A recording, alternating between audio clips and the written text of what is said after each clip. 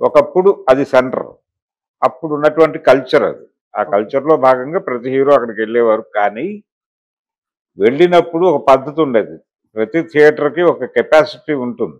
ఆ కెపాసిటీ ఏంటనేది మీకు తెలియాలి ముందే. వీళ్ళకి తెలుసు. సంధ్యా థియేటర్ పరిస్థితి ఏమిటి అనేది వీళ్ళకి తెలియక కాదు. మీరు థియేటర్‌లోకి వెళ్ళిపోండి. థియేటర్ లోపలికి మీ పద్ధతిలో మీరు ట్రావెల్ అవ్వండి. మీకంటూ ఒక ఇమేజ్ ఉంది. ఆ ఇమేజ్‌ని మీరు విపరీతంగా బూస్టప్ చేసుకున్నారు. మీ సినిమా మీద ఒక విపరీతమైన హైప్ క్రియేట్ చేశారు. ఒక మానియా క్రియేట్ చేశారు. ఒక ఫీవర్ క్రియేట్ చేసి ఉన్నారు. ఈ వాతావరణంలో మీరు ప్రీమియర్స్ వేశారు. ఈ ప్రీమియర్స్‌కి రూ. 1000 కనీసం టికెట్ పెట్టి కొనుక్కున్న వాళ్ళే వచ్చారు అక్కడికి. వచ్చినప్పుడు వాళ్ళని ఎంత గౌరవప్రదంగా చూసుకోవాలో ఒక అవగాహన ఉండాలి మీకు.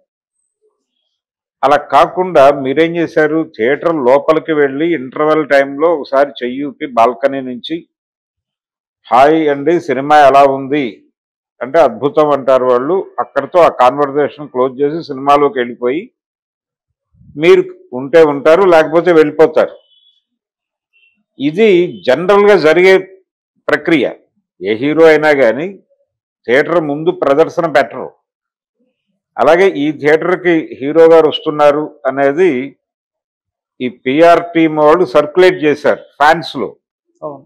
దాంతో టికెట్లు కొనుక్కున్న వాళ్ళు మాత్రమే కాదు, ఆ ఏరియాలో ఉన్నటువంటి అభిమాన సందోహం అంతా కూడా థియేటర్ దగ్గరికి రావడంతో అక్కడ తొక్కిసలాట జరిగింది. ఈ తొక్కిసలాట అనేది క్రియేటెడ్ తొక్కిసలాట. మీకు ప్లాన్ ఉండాలి కదా. ఇప్పుడు థియేటర్ వాళ్ళని బాధ్యులను చేస్తున్నారు. థియేటర్ వాళ్ళు బాధ్యుల, పోలీసులు బాధ్యుల, ఇలాంటి చర్చ జరుగుతోంది. దీనికంటే కూడా నిజానికి అల్లు అర్జున్ అక్కడికి రాకపోయి ఉంటే ఈ సంఘటన జరిగుండేది కాదు అనే మాటలో కొంత వాస్తవం ఉంది. రెండోది ఆ థియేటర్ పరిస్థితి అంటే సంజయ్ థియేటర్ అనేది అది నిర్మించినటువంటి రోజుల నాటికి ఇప్పటికీ పరిస్థితులు మారిపోయినాయి. ఆ రోజున 2 వీలర్ పార్కింగ్కి చాలా పెద్ద స్పేషియస్ థియేటర్ అని చెప్పుకునేవాళ్ళు అది. కానీ ఇప్పుడు పరిస్థితి ఏంటి, 500 కెపాసిటీ ఉన్న థియేటర్లో 500 టికెట్లు అమ్ముడైతే అందులో కనీసం 200 మంది కార్లు వేసుకుని వస్తున్నారు. అంటే ఒక థియేటర్ కనీసం 200 మంది 200 కార్లు పార్క్ చేసుకోవటానికి అవకాశం కల్పించాలి. ఆ పరిస్థితి లేదు అక్కడ. ఆ ఫ్రంట్ అంటే సంజయ్ 70 ఎంఎంకి అయితే ఒక మ్యాక్సిమం ఒక 10 కార్లు పడతాయి కార్ పార్కింగ్గా అనుకున్న ఏరియాలో. ఓకే.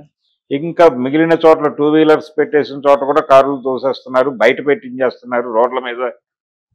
ఈ కండిషన్లో అక్కడ స్పేస్ లేదు.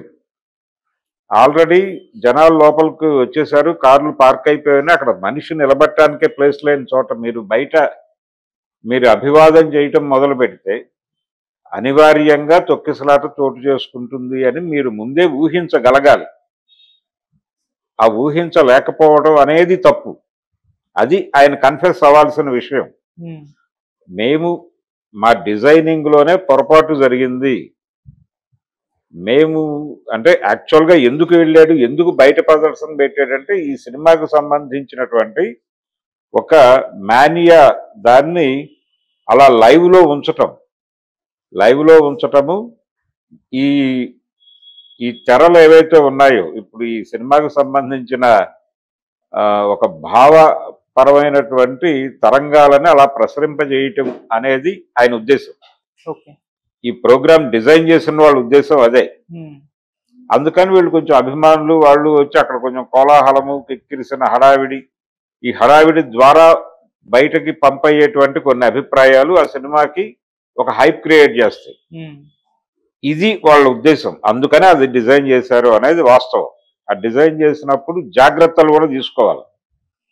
పోలీస్ ప్రొటెక్షన్ అడగాలి మీరు. పోలీస్ ప్రొటెక్షన్ ఒకవేళ సఫిషియెంట్గా లేకపోతే మీరు ప్రైవేట్ ఏజెన్సీస్ని ఆశ్రయించి సెక్యూరిటీ ఏర్పాటు చేయాలి జనాలకి. ఓకే.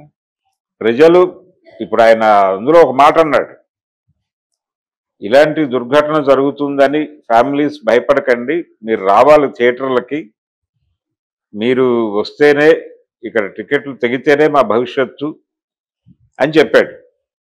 అని చెప్పి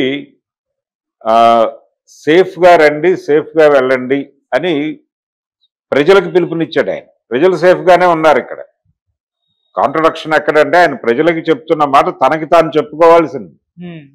తనకి తాను చెప్పుకోవాల్సిన మాట ప్రపంచానికి చెప్తున్నాడు ఆయన.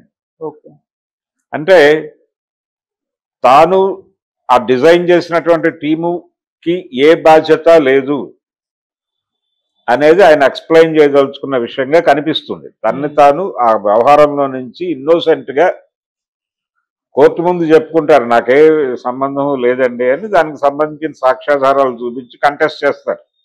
నేరం చేసిన వాడు నేరం చేసినప్పటికీ కోర్టుకు వెళ్ళి నేను నేరం చేశానండి అని చెప్పడు. కంటెస్ట్ చేస్తాడు, నేను నేరం చేయలేదు అనే కంటెస్ట్ చేస్తాడు.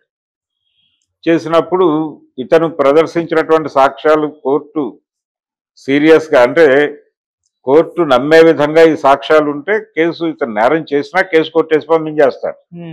అంచేత కోర్టులో కేసు కొట్టేసిన ప్రతివాడు నేరస్తుడు కాదు అని కాదు, శిక్షలు పడ్డ ప్రతివాడు నిజంగానే నేరం చేశాడని కాదు.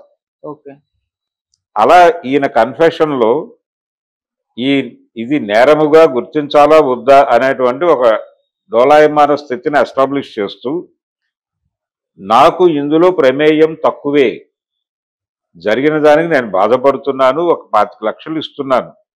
ఈ 25 లక్షలు అనే మాటతో పాటు ఇంకొక మాట కూడా అన్నాడు. అది ఇంకొంచెం పెద్ద మాటే. అది ఆ కుటుంబానికి ఎప్పుడు ఏ రకమైన సహాయం కావాల్సి వచ్చినా మా తలుపు తట్టవచ్చు, మా పరిధిలో మేము చేయగలిగిన పరిధిలో వాళ్ళకి సహాయం అందిస్తాము అన్నాడు. నిజంగానే ఇది పెద్ద మాటే.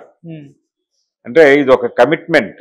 ఈ కమిట్మెంట్ ఇవ్వటము ఆ ఫ్యామిలీకి అనేది ఒక మంచి సాంప్రదాయమే. ఏదో అక్కడ వరకు 25 లక్షలు ఇచ్చి చేతులు దులుపుకోవటం అనేది కాకుండా, ఫర్దర్గా వాళ్ళ లైఫ్లో ఏదైనా ప్రాబ్లం వచ్చి అది మేము సాల్వ్ చేయగలిగింది అని వాళ్ళకి అనిపిస్తే, అప్రోచ్ అయితే మేము చేయగలిగినంత చేస్తాము అని చెప్పడం అనేది పెద్ద మాట. అందుకు అతన్ని అభినందించాలి.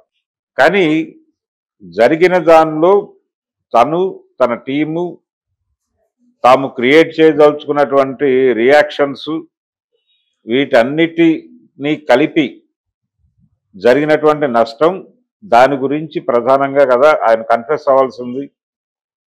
అది లేకుండా కన్ఫెషన్ స్టేట్మెంట్ ఇచ్చాడు ఆయన. అది ప్రాబ్లం. అందుకని కొంచెం దీన్ని ఏమంటారంటే నేరాంగీకార ప్రకటన అంటారు, కన్ఫెషన్ అనే దానికి తెలుగు అర్థం.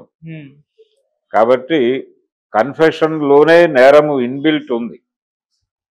ఆయన ఎందుకు కన్ఫెస్ అయ్యాడు అంటే తన రోల్ కూడా ఉందని అంగీకరించినట్టే. ఆయన కెమెరా ముందుకు వచ్చాడంటేనే దాన్ని ఇంకొంచెం వివరంగా చెప్పుంటే గౌరవప్రదంగా ఉండేది. ఆయన మీద ఆల్రెడీ కేసు నమోదైంది. దానిలో బెయిల్ తీసుకోవటమో, యాంటిసిపేటరీకి వెళ్ళటమో ఏదో చేస్తారు వాళ్ళు, లేదు మేనేజ్ చేయొచ్చు